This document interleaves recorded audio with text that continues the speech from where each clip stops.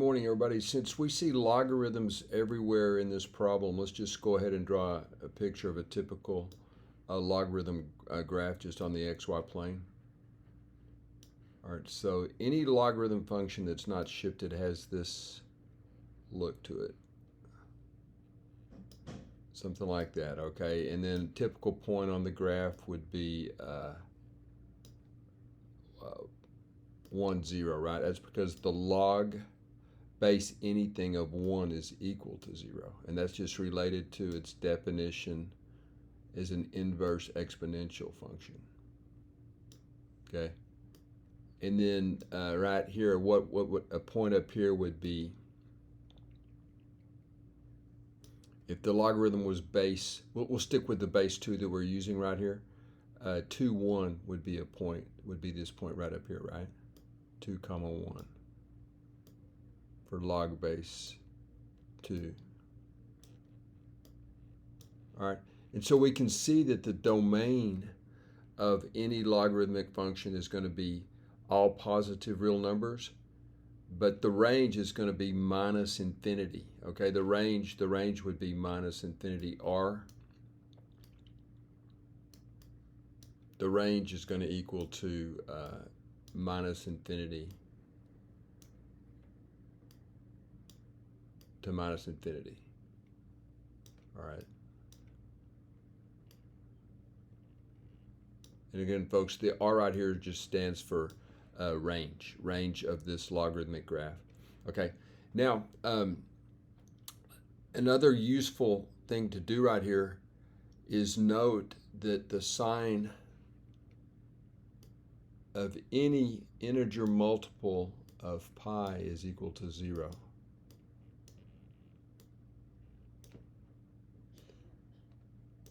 I'll write that as k pi, folks, where k is an integer.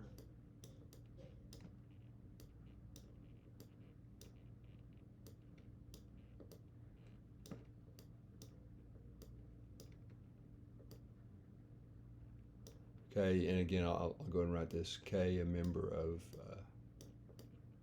the set of integers. And that's denoted by z, capital Z for Zahlen in German, I think.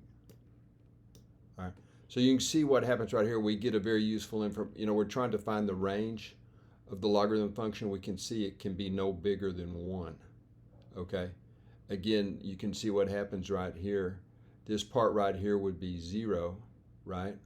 Okay, so we get to this, but the log of the square root of 2 of 1 is equal to 0 also, based on this truth right here about the graph, right?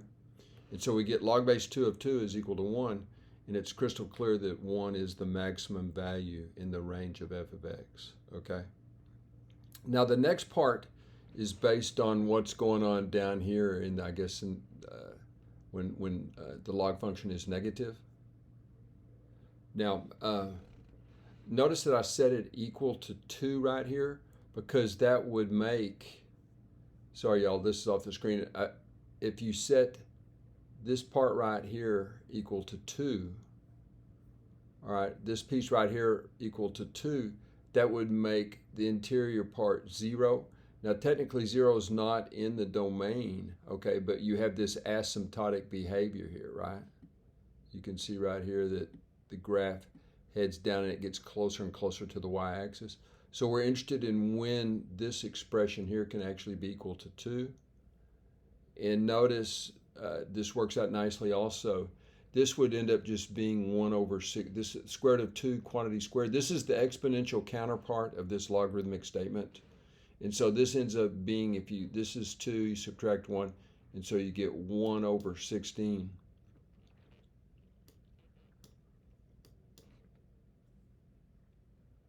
You get 1 over 16 is equal to sine squared. This certainly has solutions, right? We don't have to worry about that. We don't have to find the solutions. We just know that there are solutions to this. It would be sine inverse of 1/4, I think.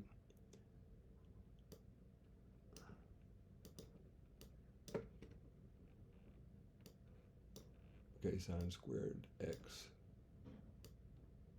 definitely has solutions. And so we know that it does happen. And we don't have to solve for x here. We just know that there are solutions to this equation, right? Now, and that means that we know f of x is defined on the open zero. Notice that the logarithm function is not defined at zero. It's just asymptotically close. And we already know that at 2, it was equal to 1, right? That's where this 2 comes from right here, okay? This 2 is from this observation we made earlier, and the 0 is because of the work we did right here, right? Because that would make the original function equal to, or take on a value of 0 at 2. All right, and so what does that mean? That means that the range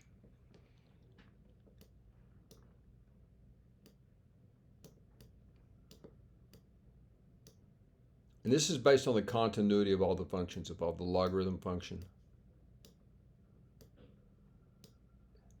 and the trigonometric part of it. So the range would be minus infinity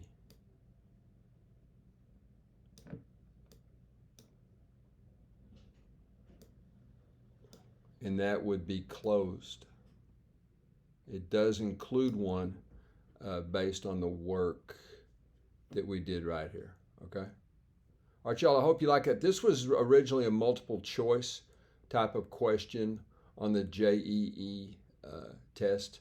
It's kind of like the SAT in the United States, and it's a problem from the Black Book. In fact, it's the first problem in the book, and it's considered, the whole book is considered to be loaded with super challenging problems, and I tend to agree. This one wasn't so bad, but it's not like a simple type of standard problem you see in an American textbook, an American math textbook a lot of times. So anyway, hopefully that was useful. Again, I changed the format from just multiple choice, which was how the original problem was set up, to actually just working the problem. But this is the answer. The range is equal to minus infinity, comma 1, and it's closed. And hopefully everything we did drawing the picture of the graph helps you see why the range would start at minus infinity, and hopefully this work helps you to see that it terminates at 1. Hope you enjoyed.